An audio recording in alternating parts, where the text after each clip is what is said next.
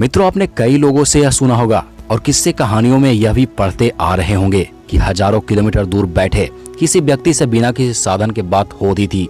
उनके मन की बात एक दूसरे तक पहुंच जाती थी।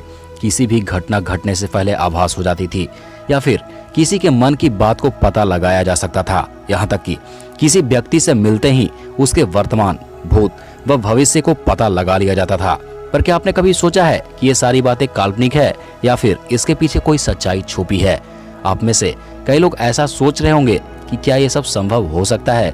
तो जवाब है हाँ। यह कोई तंत्र मंत्र नहीं बल्कि एक विज्ञान है जिसके जरिए लाखों मील दूर बैठे किसी आत्मा से मन की बात की जा सकती है और ऐसा टेलीपैथी के जरिए संभव हो सकता है। तो चलिए आज के वीडियो में हम टेलीपैथी के विज्ञान को थोड़ा विस्तार से जानते हैं।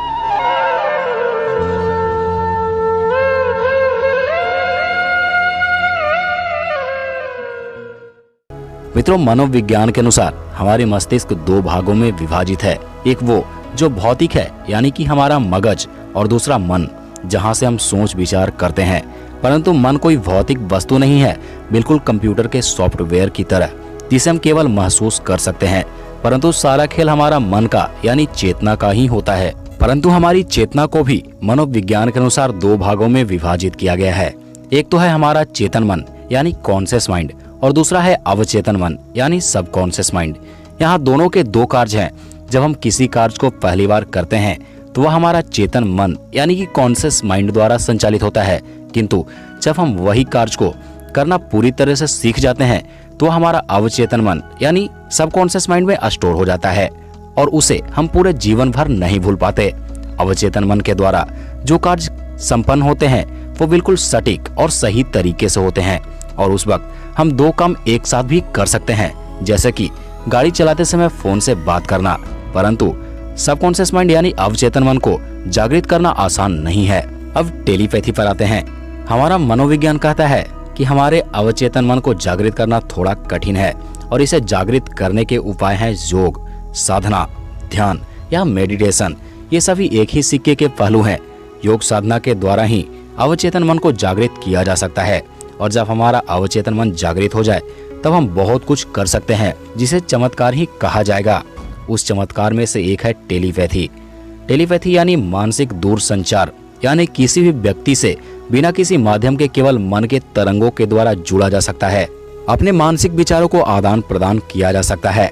इस पर वैज्ञानिकों ने अतीन्द्रिय शक्तियों से संपन्न व्यक्तियों पर परीक्षण कर पता लगाया है कि मनुष्य के मन में विचार उत्पन्न होते ही सारे आकाश मंडल में अल्फा तरंगों के रूप में फैल जाती है, जिससे किसी भी व्यक्ति अपने अंतर्मन को जागृत कर अल्फा तरंगों को पकड़कर किसी भी व्यक्ति के मन से उठ रहे विचारों को पढ़ सकता है। अब जानते हैं कि इसका अभ्यास कैसे किया जाता है।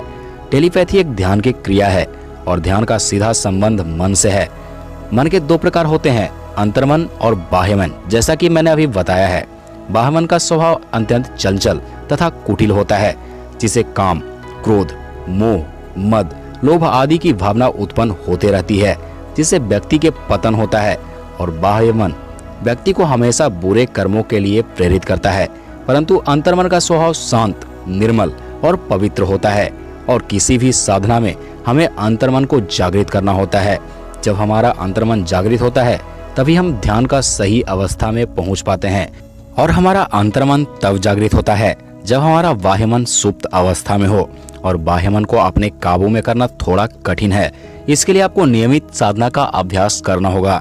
इसे कैसे काबू में करना है, इसे जानने के लिए आप हमें कमेंट करके बताइए। मैं इस विषय पर वीडियो बना दूंगा। जब हम बाह्य मन पर काबू पा लेते हैं तब हमारा अंतर्मन जागृत होने लगता है। जब मन पूरी तरह से एकाग्र हो जाए तभी टेलीपैथी का प्रयोग शुरू करना चाहिए। इसे शुरू करने से पहले अपने इष्ट देव या गुरु को ध्यान की अवस्था में ही स्मरण कर इजाजत लेना चाहिए। उसके बाद आपको ध्यान की उस अवस्था में पहुंचना होगा जहां कोई विचार मन में न आए। ऐसा होते ही आपको अपने मन में उठने वाली तरंगों का आभास होना शुरू हो जाएगा। बस इसी अवस्था में उस व्यक्ति के मन को अपने विचारों को भेजने की कोशिश करें। लगातार कोशिश के बाद आपको उस व्यक्ति के मन की तरंगों को पढ़ पाने में सक्षम हो जाएंगे। यहाँ तक कि उस व्यक्ति को आभास भी होने शुरू हो जाएंगे जिसे आप अपना मैसेज भेजना चाहते हैं, चाहे वो व्यक्ति कितनी भी दूरी पर हो। प्राचीन समय में ऋषि मुनि व साधक इसी टेलीपैथी के जरिए अपने गुरुओं व अन्य व्यक्तियों से संपर्क साधते थे। वह यह विज्ञान आज भी जीवित है, जिसका इस्तेमाल कैलाश के आसपास मौजूद तपस्वी अपने गुरुओं से संपर्क साधने में करते हैं। तो मित्रों, आज के वीडियो में बस इतना ही। इसी तरह के और भी वीडियो के लिए चैनल को सब्सक्राइब कर बेल आइकन दबाना मत भूलिएगा।